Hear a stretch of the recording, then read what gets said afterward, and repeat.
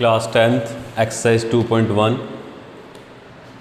करने से पहले हम कॉन्सेप्ट को समझेंगे। सेकंड चैप्टर कर रहे हैं, पॉलिनोमियल यानी बहुपद। तो बहुपद क्या होता है स्टूडेंट्स? हमने पिछली कक्षाओं में इसको पढ़ा है कि बहुपद हमारे पास जो तीन तरह का होता है, रैखिक बहुपद, द्विघात बहुपद, त्रिघात बहुपद। यानी मेनली ये होता है कि बहुपद बहुत सारे पदों को जोड़कर बनाया जाने वाला बहुपद कहलाता है। ठीक है स्टूडेंट्स, रैखिक बहुपद और द्विघात बहुपद और त्रिघात बहुपद ये कौन सा होता है? रैखिक बहुपद होता है ax प्लस बी, px बराबर, p का मतलब पॉलिनोमियल से है और x का मतलब है कि इसके अंदर जो चर राशि है, क्या कौन सी राशि है? चर राशि, वो कौन सी है? x है। और a और b क्या हैं? आपके अचर हैं। ठीक है स्टूडेंट्स, तो आपका बहुपद का पता किससे लगेगा? जो उसके अंदर चर राशि है उसकी घात से। तो इसमें चर राशि कितनी है? x है और x की घात क्या है? 1 है। तो इसका मतलब ये एक रैखिक बहुपद है। द्विघात बहुपद ax square plus bx plus c, जिसमें आपके x इसमें चर राशि होगी, x की पावर अधिकतम पावर, यहाँ पर x की पावर 1 है और यहाँ पर x की पावर 2 है। तो इसकी अधिकतम पावर x की कितनी है? 2 है, इसलिए एक द्विघात समीकरण है। एक घात है तो रैखिक बहुपद है और 2 घात है तो द्विघात बहुपद है और 3 घात होगी तो ये क्या हो जाएगा? त्रिघात बहुपद कहलाएगा। ax cube plus bx square plus cx plus dear student. तो ये क्या हो जाएगा? एक त्रिघात बहुपद हो जाएगा। तो इस बहुपद चैप्टर में हम क्या करेंगे? 9th कक्षा में वैसे हमने सीखा है कि x का मान निकालना, x का मान निकालना यानी इसका शून्यक निकालना। यहाँ पर इस चैप्टर में हम क्या निकालेंगे? शून्यक, जो हमने 9th क्लास में सीखा है। शून्यक का मतलब क्या है स्टूडेंट्स? x की किस वैल्यू पर यानी किस मान पर बहुपद का मान शून्य होगा। ठीक है, x मतलब यहाँ पर आपने x पढ़ा है इसलिए वैसे चर राशि की बात कर रहे हैं कि इसमें जो चर राशि है, ठीक है, उसकी किस वैल्यू पर, किस मान पर इस पूरे बहुपद का मान क्या हो जाएगा? शून्य हो जाएगा। ये आपका मतलब यहाँ पर क्या है? शून्यक से है। और शून्यक से ही मतलब आपका क्या है? चर राशि का मान निकालना। ठीक है, और वो मान हम यहाँ पर कैसे निकालेंगे वो हम देखेंगे स्टूडेंट्स। अब 2.1 में तो आपको पहले ये बताना है कि इसमें कितने शून्यक हैं। अब आपको ये भी बताना है कि कितने शून्यक, शून्यकों की संख्या। तो शून्यकों की संख्या x के ऊपर जितनी घात है उस पर निर्भर करता है। यहाँ पर x के ऊपर कितनी घात है? 1 है, तो इसमें एक ही शून्यक है। यहाँ पर x की पावर 2 है तो इसमें 2 शून्यक हैं। यहाँ पर x की पावर 3 है तो इसमें 3 शून्यक हैं। यानी इसमें x के जो मान है 3 मान आएंगे। 3 ऐसे मान होंगे जिनको यहाँ पर रखने पर इस पूरे बहुपद का मान क्या आ जाएगा स्टूडेंट्स? 0 आ जाएगा। तो हम 2.1 की ओर चलते हैं। 2.1 में क्या है हमारे पास? शून्यकों का संख्या बतानी है हमें कि इसमें कितने शून्यक हैं, यानी x के कितने मान होंगे। सो 2.1 में हमें दिया गया एक बहुपद है px, उसमें बताएं कि कितने शून्यक हैं। एक px बहुपद दिया गया है y बराबर px, और इस px बहुपद में आप बताएं, ये आपको ग्राफ में बताया गया। ये बहुत आसान क्वेश्चन है। इसको हम x एक्सिस कहते हैं और ये y एक्सिस है। ठीक है स्टूडेंट्स, इसमें आपको बताना है इस ग्राफ में कि इसमें x के कितने मान हैं, यानी शून्यकों की संख्या, शून्यकों की संख्या। तो शून्यकों की संख्या हम स्टूडेंट्स कैसे बताएंगे? आप इसमें देखेंगे कि जो ये x एक्सिस है, x अक्ष है, इस एक्स अक्ष को, ये जो ग्राफ बन रहा है आपके पास, ये कितनी बार काट रहा है? तो यहाँ पर ये एक्स अक्ष को एक बार भी नहीं काट रहा, इसका मतलब इसमें एक्स का कोई भी मान नहीं है, तो इसमें शून्यों की संख्या क्या हो गई? 0। ये आप इसका फर्स्ट पार्ट था। सेकंड पार्ट इस टाइप से है, ये एक्स अक्ष, वाई अक्ष, ठीक है। तो इसमें स्टूडेंट्स शून्यों की संख्या कितनी है?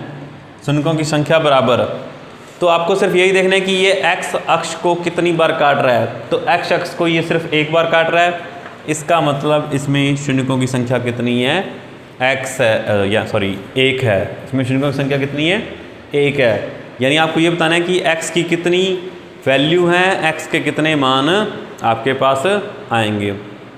इसके बाकी क्वेश्चन आप कर सकते हैं, बहुत ईजी है। बस आपको यही देखना है कि एक्स अक्ष पर वो कितनी बार काट रहा है, वो जितनी बार काटेगा उतने उसके शून्यों की संख्या होगी। इसके बाद हम सिर्फ बहुपद में सिर्फ द्विघात समीकरण के बारे में ही चर्चा करेंगे। रेखिक समीकरण के बारे में अपने 9th क्लास में सीख के आ चुके हैं आप कि उसका मान शून्य कैसे निकाला जाता है। चलो हम एक बार और निकाल लेते हैं। जैसे कि ये रेखिक बहुपद है, इसका अगर हमें शून्य का मान निकालना है, शून्य क्या होगा, तो हम क्या करेंगे? इस बहुपद को 0 के बराबर रख देंगे। 0 को बराबर रखने के बाद हम इसमें x का मान निकालेंगे। तो b इधर चला जाएगा पहले, -b। अब ये a है जो गुणा में है वो भाग में चला जाएगा, तो x का मान क्या आ गया? -b/a। मतलब x के इस मान पर इस बहुपद का मान क्या आ जाएगा स्टूडेंट? 0 आ जाएगा, शून्य आ जाएगा। इसलिए इस बहुपद का शून्य क्या कहलाएगा? -b/a। अब हम द्विघात समीकरण का कैसे निकालेंगे वो भी हम देखेंगे। द्विघात समीकरण में px बराबर ax² plus bx plus c, यहाँ से हम a का भाग देकर इस तरह से लिखेंगे इसको, ax प्लस c/a। इसमें जो ये यहाँ पर b/a है और ये c/a, इनका एक संबंध है। इसको हम दो भागों में बांट लेंगे, माइनस और माइनस, क्योंकि माइनस और माइनस का गुणा होकर ये प्लस हो जाता है और यहाँ पर प्लस ही था, ठीक है। ये जो माइनस b/a है और ये c/a है, इनमें कोई एक संबंध है। इसको हम कहेंगे शून्यों का योग बराबर -b/a, और शून्यों का गुणा होगा वो किसके बराबर होगा? c/a। शून्यों का योग और शून्यों का गुणा क्या होगा? ये होगा। इसको दूसरी भाषा में अगर अपना कहना चाहें तो -x का गुणांक बटा में x² का गुणांक, इस तरह से भी इसको समझ सकते हैं। यहाँ पर अचर पद बटा में x² का गुणांक, यहाँ पर c आपका क्या है? एक अचर पद है, क्योंकि इसमें कोई भी आपके पास चर राशि नहीं है। जैसे इन दोनों के पास एक x है इसलिए चर हो गई, और ये आपका क्या हो जाएगा? अचर पद हो गया, क्योंकि इसमें कोई भी x वगैरह नहीं है, सिर्फ ये अंक है एक, ठीक है। ये आपके पास एक इनका संबंध भी हो जाता है, ठीक है। अब हम 2.2 को करेंगे। 2.1 आप सेल्फ कर लेंगे, उनमें आपको बस शून्यों की संख्या बतानी है, और उसके लिए आप क्या करेंगे? बस आपको ये बताना है कि x अक्ष पर वो कितनी बार काट रहा है, जितनी बार काट रहा है उतनी ही शून्यों की संख्या होगी।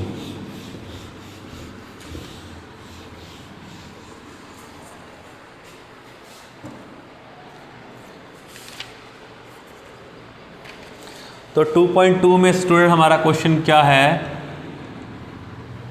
फर्स्ट क्वेश्चन का फर्स्ट पार्ट आएगा कुछ इस टाइप से है, निम्न द्विघात बहुपदों को के शून्यक ज्ञात कीजिए। तो सबसे पहले तो हमें क्या करना है स्टूडेंट्स? द्विघात बहुपदों के शून्यक ज्ञात करने हैं, और शून्यों तथा गुणांकों के बीच का संबंध की सत्यता की जांच कीजिए। ये जो मैंने अभी आपको लिखा था, शून्यों का योग और शून्यों का गुणा, इनका इधर इस साइड ये योग हो गया और इस साइड गुणा हो गया, और इस तरफ हमने लिखा था गुणांक, तो उनमें हमें संबंध बताना है, तो उसी का हम यूज़ करेंगे। तो हमारा क्वेश्चन है x square minus 2x minus 8। हमें ये बहुपद दिया गया है पी एक्स बराबर x square minus 2x minus 8। इस बहुपद का हम क्या करेंगे, शून्यक निकालेंगे। सबसे पहले इस द्विघात समीकरण का, ये एक द्विघात बहुपद है, इसका हम शून्यक निकालेंगे। तो शून्यक निकालने के लिए हम क्या करेंगे स्टूडेंट, इसको 0 के बराबर रखेंगे। पहले 0 के बराबर रख दिया। अब हम क्या करेंगे स्टूडेंट, इसके शून्यक निकालने के लिए यहाँ आप गुणनखंड विधि का यूज़ करते हैं, जो कैसे होगी देखो। हमारे पास द्विघात समीकरण क्या होती है, a x square plus b x plus c बराबर 0। हम ए और सी का यहाँ पर गुणा करेंगे। पहले हम क्या करेंगे, रफ वर्क में करेंगे, इधर ए गुणा सी। ए और सी का जो गुणा आएगा उसमें हम बी के टुकड़े करेंगे, इस बी के टुकड़े करेंगे। तो पहले आप इसमें देखें कि ए का मान क्या है, इन दोनों की तुलना करें। अच्छा, एक्स स्क्वायर के साथ क्या है, ए का मान है, ठीक है। इसको हम दूसरी भाषा में कह सकते हैं एक्स स्क्वायर का गुणांक बराबर ए, यानी एक्स स्क्वायर के गुणा में कौन सा अंक है, तो ए है एक्स स्क्वायर के गुणा में, एक्स का गुणांक बराबर बी और अचर पद बराबर सी। ठीक है स्टूडेंट्स, तो अब हम क्या करेंगे, इसके साथ तुलना करके देखें। तो एक्स स्क्वायर का गुणांक ए बराबर एक्स स्क्वायर का गुणांक क्या है 1, एक्स का गुणांक एक्स के गुणा में क्या है -2, तो बी का मान कितना आ गया -2। अचर पद क्या है -8, ये अचर है, इसके साथ हमने तुलना कर ली तो हमारे पास ये ए बी सी के मान आ गए। अब हम क्या करेंगे स्टूडेंट्स, ए और सी का गुणा करेंगे। तो ए और सी का गुणा करते हैं, 1 × -8 कितना आ गया -8 आ गया। अब हम b के ऐसे टुकड़े करेंगे जिनको जोड़ने पर तो आए यही -2 और गुणा करने पर आए -8। तो उसके लिए हम इसके गुणनखंड कर सकते हैं। इसके अगर हम टुकड़े करते हैं तो क्या बन जाते हैं, 4 दूनी 8 होता है स्टूडेंट्स, और 1 × 8 होता है। 4 दूनी 8 होता है और 1 को 8 से गुणा करते हैं तो भी 8 आता है। इसके हमने गुणनखंड कर लिए। अब हमें क्या चाहिए, इनको जोड़कर देखें कि किन से आपके पास ये -2 आता है। तो 4 और 2 को जोड़ेंगे तो नहीं आएगा, लेकिन अगर -4 और +2 को जोड़ेंगे तो आपके पास कितना आएगा स्टूडेंट, -2 आएगा। और इन दोनों का अगर गुणा करते हैं तो कितना आता है -8। यानी हम इसको तोड़ सकते हैं किसमें, एक्स स्क्वायर -4x + 2x -8 बराबर 0। यानी हमारा मध्य विभाजन, ये इस मेथड को हम क्या कहते हैं, मध्य विभाजन सूत्र, ठीक है, विधि। यानी हम इसको मध्य विभाजन, ये बीच वाली टर्म है, इस बीच वाली को हम क्या करेंगे, तोड़ लेंगे। इस बीच वाले को -2x को हमने तोड़ा, -4x + 2x, तो ये कितना हो गया -2x। अब स्टूडेंट यहाँ पे x का मान हमें निकालना है। इन दो में से हम कॉमन लेंगे और इन दो में से हम कॉमन लेंगे। इन दोनों में कॉमन क्या है x, तो यहाँ पर पीछे क्या रह जाएगा x - 4 प्लस इन दोनों में कॉमन क्या है 2, तो यहाँ पर क्या रह जाएगा x - 4 बराबर 0। अब यहाँ से हमारा कॉमन क्या आ रहा है, x - 4 आ रहा है स्टूडेंट्स। तो x - 4 हमने कॉमन ले लिया, तो पीछे क्या रह गया ब्रैकेट में x + 2, x + 2 इक्वल में 0। इन दोनों को हम 0 के बराबर रख लेंगे स्टूडेंट। यहाँ से हमारा x का मान कितना आ गया, -4 उधर जाएंगे +4, और ये 2 उधर जाएंगे तो ये -2। तो हमारे पास x के 2 मान आ गए, जिनको हम क्या कहेंगे, शून्यक कहेंगे। ये आपके क्या हैं, इस द्विघात बहुपद के शून्यक हैं। अब हम शून्यकों की संबंध है, शून्यकों का गुणांकों के साथ संबंध। तो हम क्या करेंगे, हमने लिखा था शून्यकों का योग बराबर -b/a और शून्यकों का गुणा बराबर c/a। इसको हम शॉर्ट में लिखते हैं। अब कैसे, हमारे पास यहाँ पर 2 शून्यक आए हैं, तो हम एक को मान लेते हैं अल्फ़ा, ये अल्फ़ा का साइन है, और एक को मान लेते हैं हम बीटा, ये बीटा का साइन है, ठीक है। यहाँ पर हमने लिखा शून्यकों का योग, तो एक शून्यक अल्फा और दूसरा एक बीटा है, तो ये हो गया अल्फा प्लस बीटा बराबर माइनस बी बटा में ए। यहाँ पर लिखा है शून्यकों का गुणा, तो अल्फा और बीटा दो शून्यक है, उनका गुणा सी बटा में ए। तो हमें ये सत्यापित करना है स्टूडेंट्स। तो हमने x और y के x के दोनों मान निकाल लिए, ए बी सी के मान भी हमें पता है।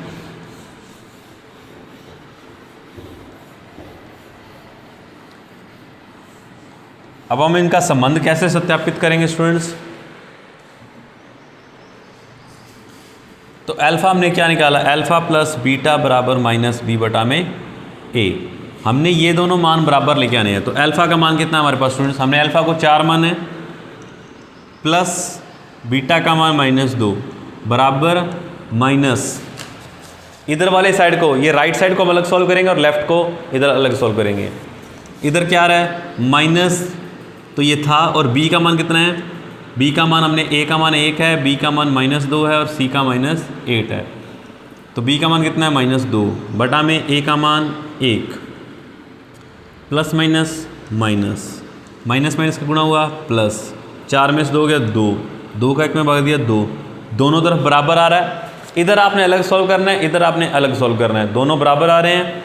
इसका मतलब ये शून्यकों का योग का जो गुणांकों के साथ संबंध था वो सत्य है। अब हम गुणांक में करेंगे अल्फा बीटा बटा में सी, 4 गुणा में -2 बराबर सी का मान -8 बटा में 1, 4 दूनी 8 -8 -8, ये दोनों बराबर है। तो इनका संबंध क्या हो गया? ये सत्यत यानी सत्य है। ठीक है, ये इस तरह से इनका संबंध सत्यापित किया जाएगा। नेक्स्ट क्वेश्चन,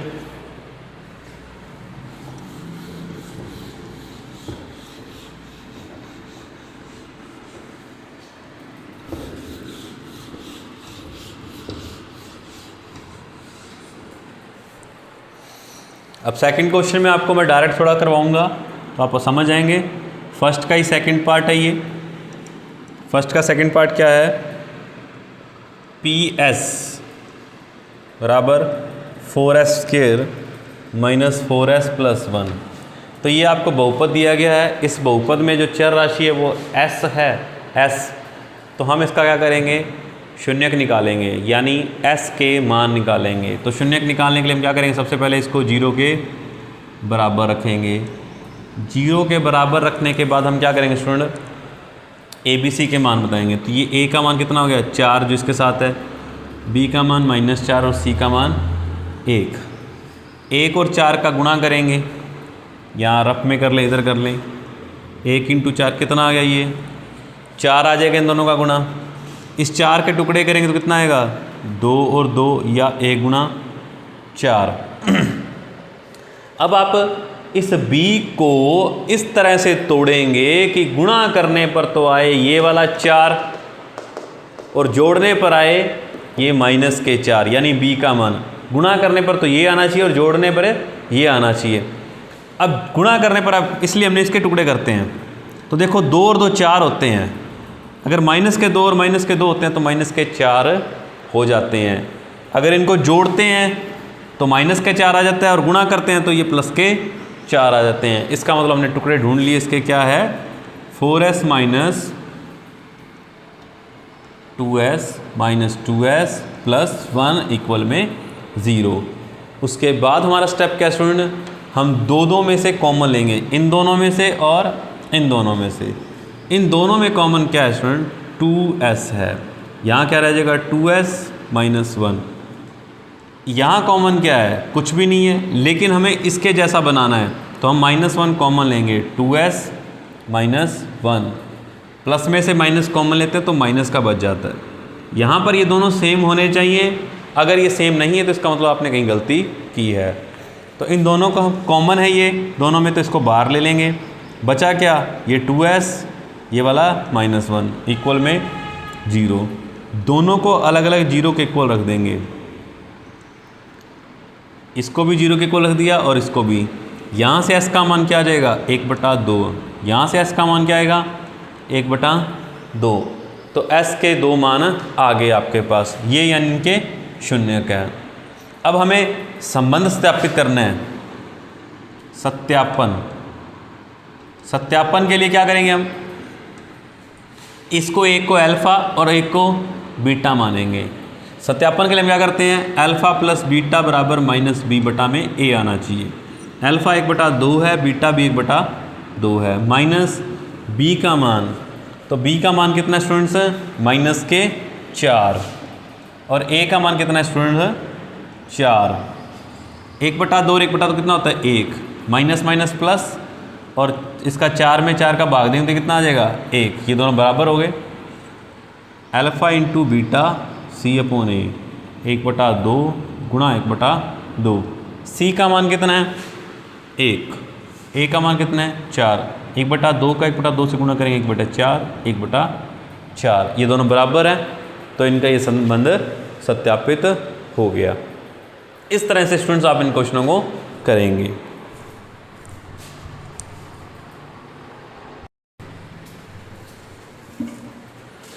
अब हम नेक्स्ट क्वेश्चन पे चलते हैं, फर्स्ट का थर्ड पार्ट।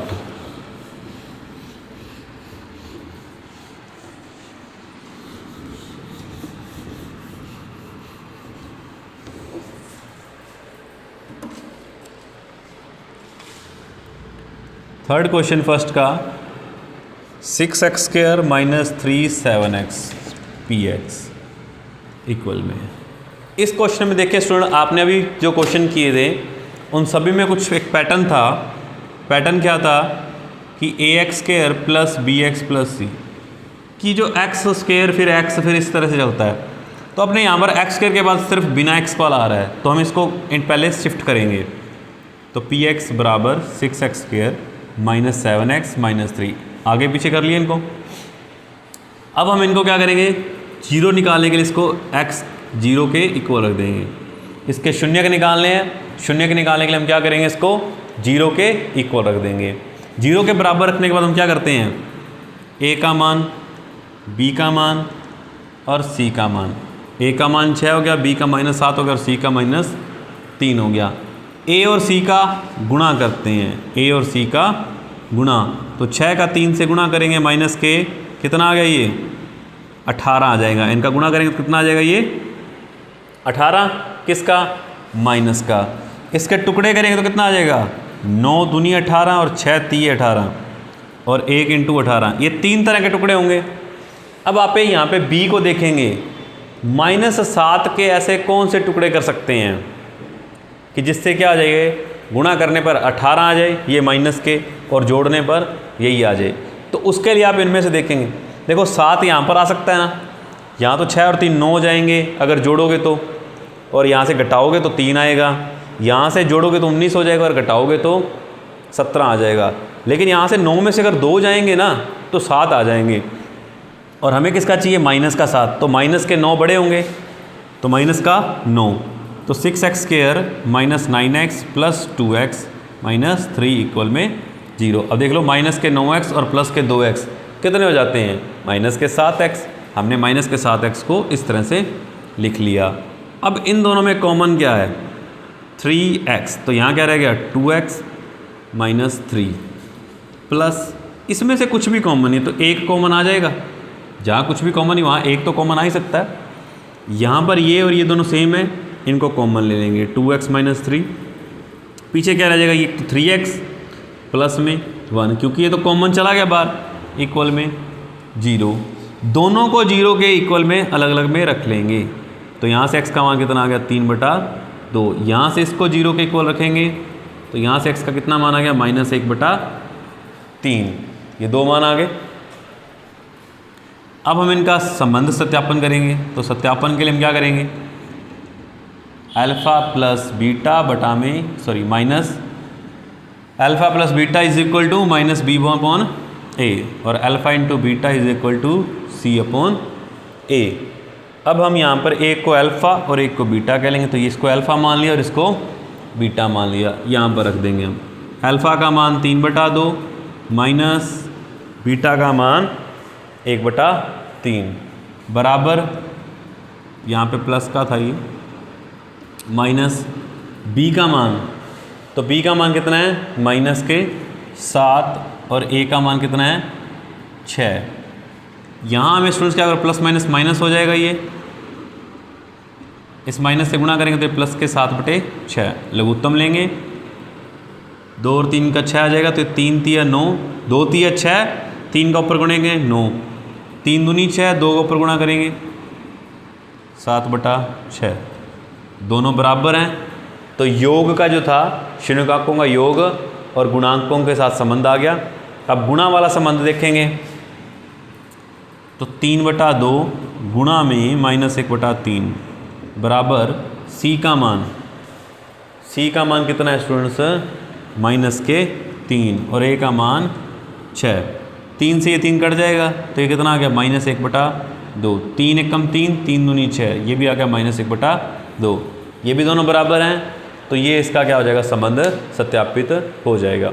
इस तरह से आपको क्वेश्चन को करना है। ये आपका रफ वर्क में है या आप इसको साइड में कर सकते हैं। ठीक है स्टूडेंट्स।